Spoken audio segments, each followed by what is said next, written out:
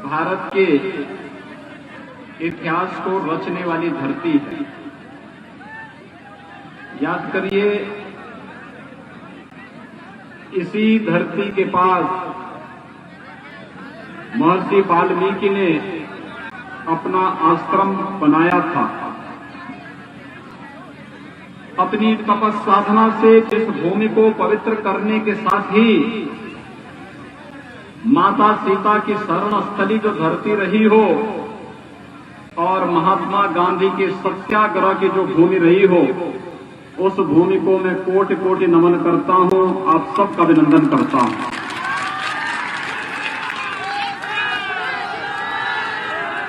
भाइयों बहनों, अक्सर मैं डॉक्टर संजय जायसवाल जी के साथ चर्चा करता था रक्सौल, वाल्मीकि नगर और आसपास के क्षेत्रों के बारे में, और आज मुझे साक्षात यहां पर आप सबके साथ संवाद करने, बातचीत करने का सौभाग्य प्राप्त हो रहा है। हम सब वर्तमान में बिहार विधानसभा चुनाव के लिए आप सबसे अपील करने के लिए यहां पर आए हैं। पहले चरण का चुनाव संपन्न हो चुका है, दूसरे चरण में कल चुनाव होना है और अंतिम चरण में 7 नवंबर को आप सबको भी बिहार विधानसभा के माध्यम से बिहार के जनता के भाग्य का चुनाव करना है।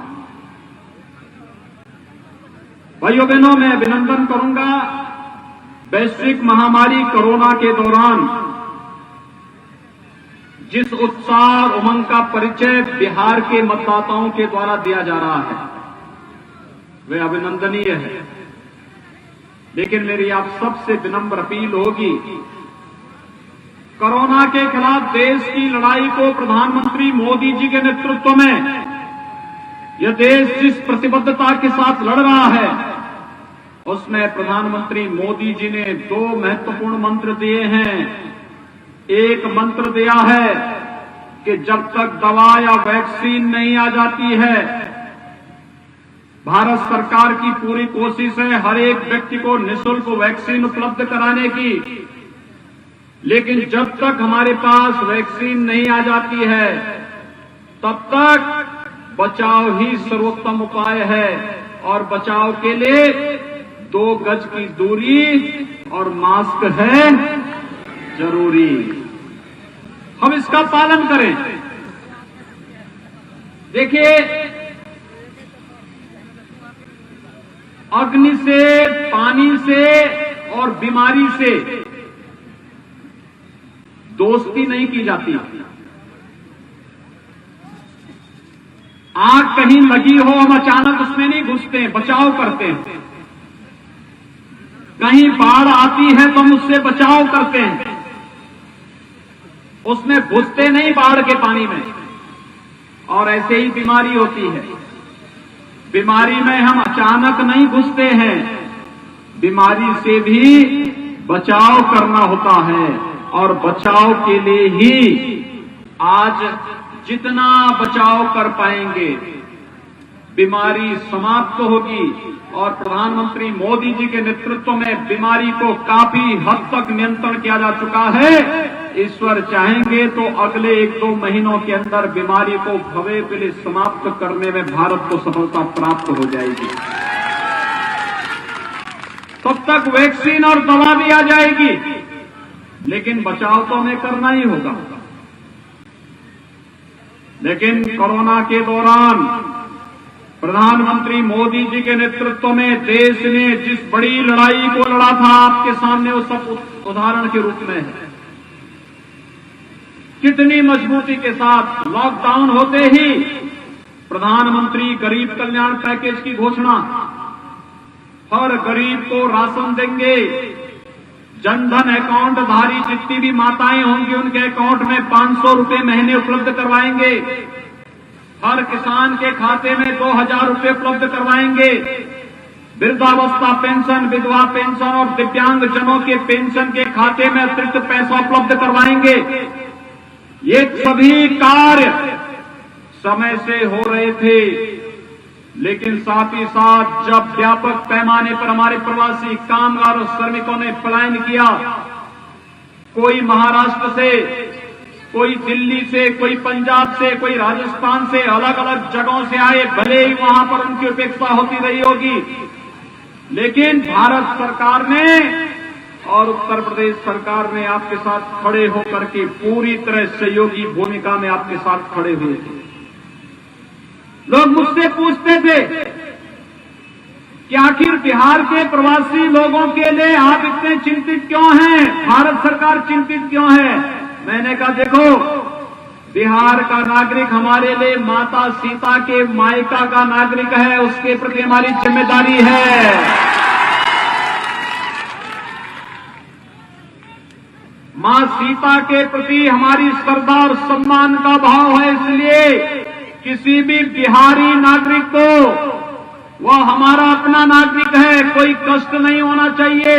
उत्तर प्रदेश में आते ही उसे बस की सुविधा, उसको भोजन की सुविधा, उसको रहने की व्यवस्था और सुरक्षित पहुंचाने की व्यवस्था का कार्य पूरी मजबूती के साथ किया गया। प्रधानमंत्री मोदी जी ने स्पेशल ट्रेन चलवा करके घर घर तक उन लोगों तक पहुंचाने का कार्य किया और आत्मनिर्भर भारत के अंतर्गत उन सभी लोगों को रोजगार और सम्मान के साथ जीवन यापन करने के लिए सुविधाएं उपलब्ध करवाने का कार्य भी किया।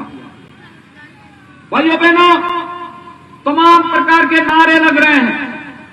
आपने देखा होगा बिहार में भी एक नारा लग रहा है रोजगार का। आखिर कांग्रेस ने देश के अंदर सर्वाधिक समय तक शासन किया। बिहार के अंदर राजद और कांग्रेस के नेतृत्व की सरकार को 15 वर्षों तक शासन करने का अवसर प्राप्त हुआ था। इन वर्षों में इन्होंने क्या किया? इन्होंने रोजगार नहीं दिया, गरीब को मकान नहीं दिया, बिजली के कनेक्शन नहीं दिए, रसोई गैस का कनेक्शन नहीं दिया, गरीबों को स्वास्थ्य बीमा का कवर भी नहीं दिया, किसानों को प्रधानमंत्री किसान सम्मान निधि नहीं दिया, रोजगार नहीं दिया। इनके शासन काल में तो नौकरी और रोजगार बिकता था, गरीबों को खाद्यान्न नहीं मिलता था, लेकिन जानवरों का चारा भी ये लोग चट कर जाते थे। यही तो इनकी पहचान थी। ये लोग रोजगार का झुंझुना लेकर के एक बार फिर से आंखों में धूल झोंकने का कार्य कर रहे हैं। और बिहार के नौजवानों, आपकी ऊर्जा और आपकी प्रतिभा पर पूरा देश गौरव की अनुभूति करता है, इसलिए इनके बहकावे में आने की आवश्यकता नहीं है। प्रधानमंत्री मोदी जी के नेतृत्व में 6 वर्षों से आप देख रहे होंगे, पूरे देश के अंदर 3 करोड़ गरीबों को एक आवास उपलब्ध करवाया गया। 4 करोड़ गरीबों को विद्युत के निःशुल्क कनेक्शन उपलब्ध करवाए गए। 8 करोड़ गरीबों को रसोई गैस का निःशुल्क कनेक्शन उपलब्ध करवाया गया। 10 करोड़ गरीबों को एक शौचालय उपलब्ध करवाया गया। 12 करोड़ गरीबों के लिए, किसानों के लिए प्रधानमंत्री किसान सम्मान निधि में सालाना 6,000 रुपए की व्यवस्था की गई। और भाइयों बहनों, 15 करोड़ युवाओं के लिए प्रधानमंत्री मुद्रा योजना के माध्यम से आर्थिक स्वावलंबन का रास्ता निकाला गया। 35 करोड़ गरीबों के लिए जनधन अकाउंट बैंकों में खोले गए। 50 करोड़ गरीबों के लिए आयुष्मान भारत में 5 लाख रुपए का स्वास्थ्य बीमा का कवर देने का कार्य किया। और 80 करोड़ लोगों को कोरोना कालखंड में निःशुल्क खाद्यान्न उपलब्ध कराने का कार्य किसी ने किया है? प्रधानमंत्री मोदी जी ने किया है। यानी विकास सबका, सम्मान सबका, योजनाओं का लाभ सबको, लेकिन तुष्टीकरण किसी का नहीं। हम विकास सबका करेंगे, बिना भेदभाव के, न मत, न मजहब, न क्षेत्र, न भाषा, न जाति, न परिवार। भारतीय जनता पार्टी के लिए तो देश की 135 करोड़ जनता ही परिवार है। मोदी जी का यही परिवार है। नीतीश जी का बिहार की 11-11.5 करोड़ की जनता ही परिवार है। हमारे लिए परिवार, जाति, मत, मजहब, क्षेत्र, भाषा इसका कोई मतलब नहीं होता है। हमारे लिए तो हर गरीब, हर गांव, हर किसान, हर नौजवान, हर महिला हमारे अपने परिवार का हिस्सा है। हम उसके साथ कोई भेदभाव नहीं कर सकते। लेकिन जिन्होंने जातिवाद का नारा देकर के अपने परिवार का ही भरण पोषण किया हो, जिन्होंने देश के अंदर लूट खसोट करके परिवार को बेईमानी और भ्रष्टाचार करने की छूट दे दी हो, और जिन्होंने बिहार के अंदर शासन के दौरान एक परिवार विशेष को ही फलने फूलने लूट खसोट करने की पूरी अनुमति दी हो, नौजवानों की नौकरियों पर डकैती डालने का कार्य हो, गरीबों की योजनाओं पर डकैती डालने का कार्य हो, या फिर बिहार के नौजवानों के सामने पहचान का संकट करने का कार्य इन्होंने किया हो, ये सब किसी से छुपा हुआ नहीं है। और इसलिए भाइयों बहनों, हम सब आपके पास आए हैं आपसे कहने के लिए, मोदी जी ने सबका काम किया, और उन्होंने जब मई 2019 में दूसरी बार प्रधानमंत्री पद की शपथ ली, तब उनसे पूछा गया कि मोदी जी पहले कार्यकाल की उपलब्धियां तो देश के सामने, अगले कार्यकाल में क्या करेंगे? मोदी जी ने कहा पहले कार्यकाल गरीबों के उत्थान के लिए और दूसरा कार्यकाल देश के उत्थान के लिए। लोग समझ नहीं पा रहे थे देश के उत्थान का मतलब क्या है, लेकिन आज समझ में आया है। जब भाइयों बहनों याद करिए, 2008 में कांग्रेस नेतृत्व की सरकार थी देश में, मुंबई में आतंकी हमला होता है। आतंकी हमले के समय सैकड़ों लोग मारे गए थे, व्यापारी मरे थे, जवान शहीद हुए थे, और पूरा देश बोल रहा था कि पाकिस्तान के द्वारा प्रायोजित आतंकवाद है, पाकिस्तान को इसका सबक सिखाया जाना चाहिए। और जब पाकिस्तान को इसका जवाब देने की बात आती थी, कांग्रेस नेतृत्व की सरकार कहती थी कि कहीं पाकिस्तान को हम हमला करेंगे तो पाकिस्तान में एटम बम है, पाकिस्तान एटम बम का उपयोग कर देगा। भाइयों बहनों, आज आप देख रहे होंगे पुलवामा में हमारे सीआरपीएफ के जवानों पर आतंकी हमला हुआ था, और पुलवामा में आतंकी हमला होने के बाद प्रधानमंत्री मोदी जी ने कहा था कि देश इसका जवाब देगा। और जवाब कैसे दिया? भारत के बहादुर जवानों ने पाकिस्तान के अंदर घुस करके आतंकी कैंपों को नष्ट करने का कार्य किया था। अभी 3 दिन पहले आपने टेलीविजन में बहस देखी होगी पाकिस्तानी संसद की, जिसमें पाकिस्तान के अंदर पाकिस्तान के मंत्री, पाकिस्तान के स्पीकर, पाकिस्तान के सांसद कह रहे हैं कि पुलवामा में अगर विंग कमांडर को पाकिस्तान वापस नहीं करता तो उस बैठक में वहां के सेना प्रमुख भी थे, उनके विदेश मंत्री भी थे, उनके रक्षा मंत्री भी थे, प्रधानमंत्री भी थे, और एक ही चर्चा हो रही थी कि 24 घंटे के अंदर विंग कमांडर अभिनंदन को वापस नहीं किया तो पाकिस्तान का अस्तित्व समाप्त हो जाएगा, और पाकिस्तान का अस्तित्व समाप्त हो जाएगा। ये भय पाकिस्तान के सेना प्रमुख को पसीनों से तर कर रहा था, उनके पैर कांप रहे थे। यह भय पाकिस्तान के विदेश मंत्री और वहां के प्रधानमंत्री को भी था, वहां के रक्षा मंत्री को भी था। ये सच सबने देखा। और भाइयों बहनों, ये है नया भारत। मोदी जी के नेतृत्व में एक भारत श्रेष्ठ भारत की परिकल्पना कैसे साकार होती है, यह उदाहरण है हमारे सामने। और इसी प्रकार का कार्य आपने देखा होगा, 1952 से भारतीय जनता पार्टी के कार्यकर्ता एक नारा लगाते थे, एक देश में 2 प्रधान, 2 निशान और 2 विधान नहीं चलेंगे, नहीं चलेंगे। भारत का संविधान जम्मू कश्मीर के अंदर भी उसी प्रकार से लागू होना चाहिए जैसे बिहार के अंदर लागू होता है, और बिहार के लोगों को भी जम्मू कश्मीर के अंदर जमीन खरीदने की छूट उसी प्रकार से होनी चाहिए जैसे किसी अन्य राज्य के लोग बिहार के अंदर जमीन खरीद सकते हैं। और भाइयों बहनों, जो काम कांग्रेस नहीं कर पाई, राजद नहीं कर पाया, कोई अन्य दल नहीं कर पाया, वह काम मोदी जी ने कर दिया है कि जम्मू कश्मीर में भी बिहार का नौजवान अगर सर्विस कर रहा है, वहीं जमीन खरीद सकता है, वहीं मकान बनाने का कार्य कर सकता है। यह कार्य भी मोदी जी ने करके दिखाया। कश्मीर से धारा 370 समाप्त कर दी गई, यानी आतंकवाद की ताबूत पर अंतिम कील ठोकने का कार्य कर दिया। अब याद करना, न इस पार न उस पार, न माओवादी बोल पाएगा न नक्सलवादी बोल पाएगा। जिसके बाद इन्हीं की जय यानी राम नाम सत्य है की यात्रा निकलने वाली है। ये यात्रा बहुत मजबूती के साथ निकलेगी। आतंकवाद को तो आपने देखा होगा, कल एक आतंकवादी को कश्मीर के अंदर कैसे मारा गया। अगर यही कांग्रेस होती तो जवानों के लिए क्या कहते थे? कहते थे कि तब तक फायर मत करना जब तक आतंकवादी फायर न कर दे। तो कांग्रेस के लोग कहते थे।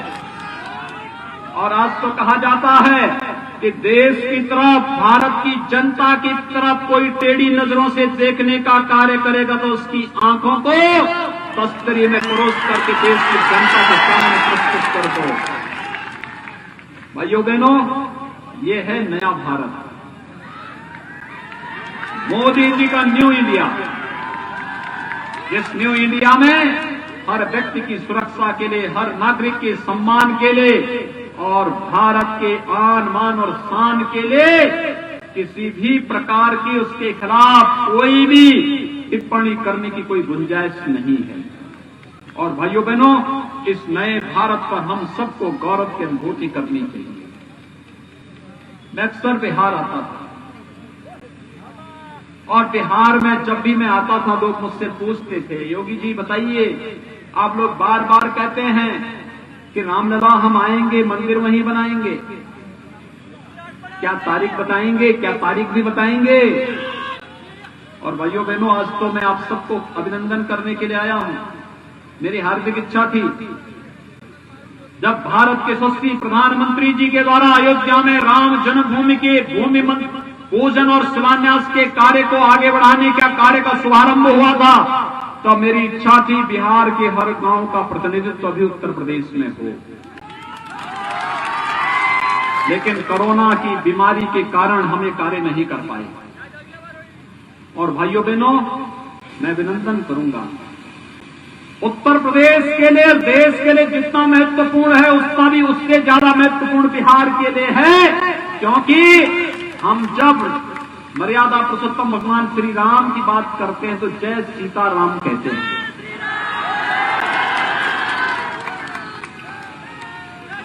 ये जय श्री राम भी, श्री का मतलब माता सीता से ही है।